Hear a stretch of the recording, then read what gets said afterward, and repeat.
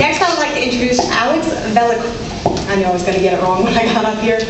Velasquez, I can't do it now, I'm sorry. He is the president of the Jeffersonians, and they consider themselves to be the most conservative political association in Louisiana. He is a property owner, a business owner, a husband of one, and a father of four. Let's introduce Alex to the group.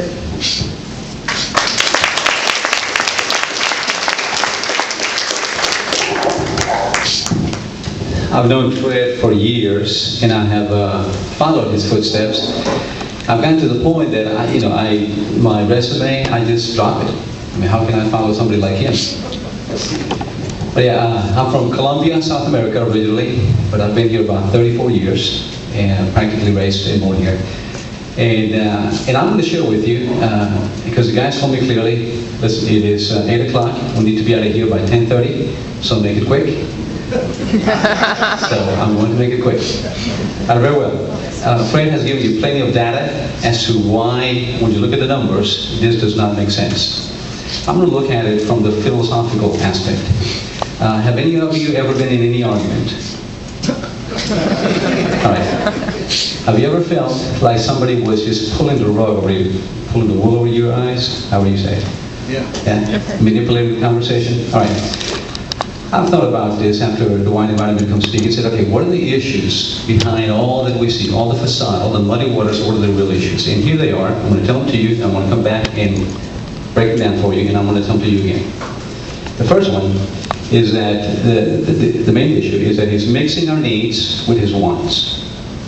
Second one, they are redefining definitions, particularly that of the word progress. Third, red herrings. Distractions.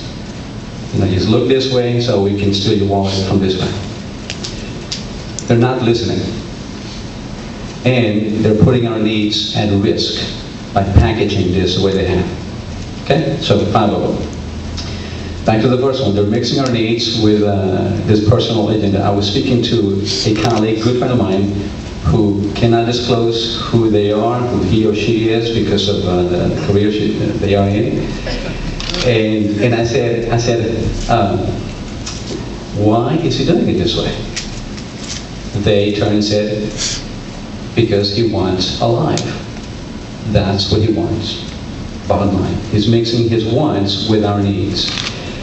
And the reality of it is that we're all in the same boat. We're going down the river, there's a fork down the road, and whether we go right or left, we're all going in this together.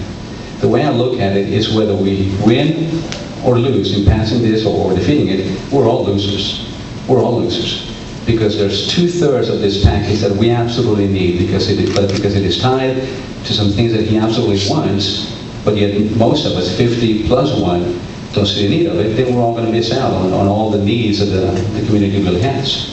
So that's the main issue. So whenever folks actually try to distract you with this stuff, keep in mind that there are things that we absolutely need, there are things that he absolutely wants, and we should separate them. But packaging it in a big boudin, big hot dog is just not the way to go. Okay, that's number 1. Number 2, redefining progress. I married a beautiful lady who's Asian. She's from Singapore. Therefore, I can joke around Chinese restaurants. But I was speaking at a Chinese restaurant to a group about a month ago, and I asked the guys, hey, listen, what kind of restaurant are we in? And they all said, Chinese. And I said, really? And they said, yeah, it's a Chinese restaurant. And I said, really? So they knew I was heading somewhere.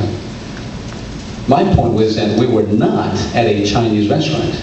Now granted, we all play the game and we all follow the same definition of a Chinese restaurant, but in our community, there's no Chinese restaurants. Maybe in Houston, I know, I've been there. Her family is all Chinese, and we know where to go to eat Chinese food. What we have in Baton Rouge is not Chinese food. The point is that it all hinges on definition. So whenever they say progress is alive, progress is this, progress is that, we can boldly stand and say, no, it is not. We do not accept your premise. We do not agree with your definition. Therefore, that is not progress. And as firmly as you know your name, you face them and tell them that. Gently, because they are our neighbors, and again, we're all in the same boat. We're all in the sink or swim together, or float together. So, but bottom line, all arguments, and you wives know what I'm talking about. You know, us guys, we're tough about defining and all this nonsense sometimes, but it all comes to definitions, especially in politics. You know, whenever they say the word change and progress and general welfare, it all comes to the definition. The second issue is that we do not agree with their definitions. Third one, red herring. Who likes hunting? Yes. Okay, who hunts foxes? Okay, none of us do, right? But it's not many. That's what we don't. All right, in the sport of fox hunting, a red herring is a fish, red, and basically whenever the fox passes a lane, a place, a spot, then you drag this fish, this red herring, down his path in order to distract the hounds that are after it. And therefore the hounds get distracted and they go on another way and forget the real issue, which is the fox. So in the concept of logic in arguments and debates, red herrings are the most famous fallacy. And in political realms, it is the one that's mostly used. Therefore, they bring distractions. They talk about, back to the definitions, we have to do this because of progress, and use scare tactics upon us in order to get us distracted from the real issue and voting on things that any common sense citizen would say no to. So that is the red herring aspect. What else do I have? One of the biggest red herrings, has anybody seen the actual PowerPoint presentation on the internet about this bond? The first page, it says this: no capital improvement bond program in half century. Okay? Okay. Doesn't that grip your heart? It really should. I mean, we haven't spent any major amount on capital improvement in half a century. That's how many years? 50 years, right? Okay. But didn't we spend $600 million and approve 3 years ago on a project called Greenlight? Yes, we did. But by wording it this way, they're distracting us from the issue. And because we do forget, we're generous and we forget, they make use of our emotions in order to pass things that we should not pass. Therefore, be mindful of that. Most of these things, Fred, and the introduction that Jennifer did was incredibly awesome in literally displaying everything that has to do with the facts. Number 4, real quick. They are not listening. They're not listening. Now, didn't we do this again a year ago? Yeah. And what did we all say? No. All right. Granted, it was 50 plus 1, 50 plus 2, but we said no. So what do? They go behind the curtain, they take some thicker makeup, they put it on the ugly face, and they bring the same thing out to us and just push it further in our faces. Right? Okay. This morning, the business report had another poll, and just like last week's poll having to do with the bond, we were ahead 60% to about 40%. Right. Okay? The mayor is not listening. Now he says he's listening, and that's why he's going to split the parish. But a week later, it's like, ooh, I've been listening to the people, now I'm not going to split it. So wait, was he listening before when he said he was? Or is he listening now? Or what?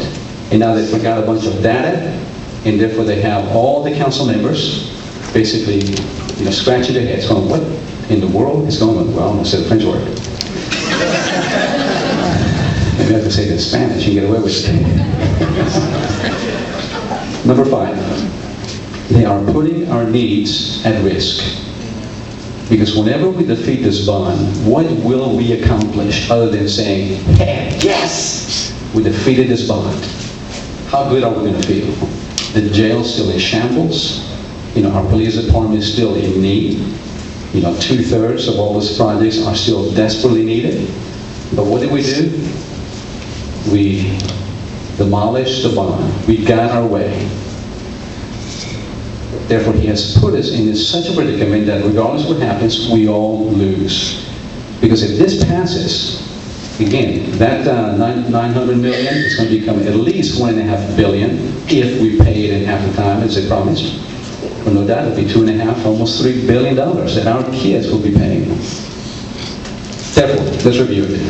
And these are the issues. So whenever you're meeting with one of your neighbors who's on the fence, you be gentle and just bring them to the issues.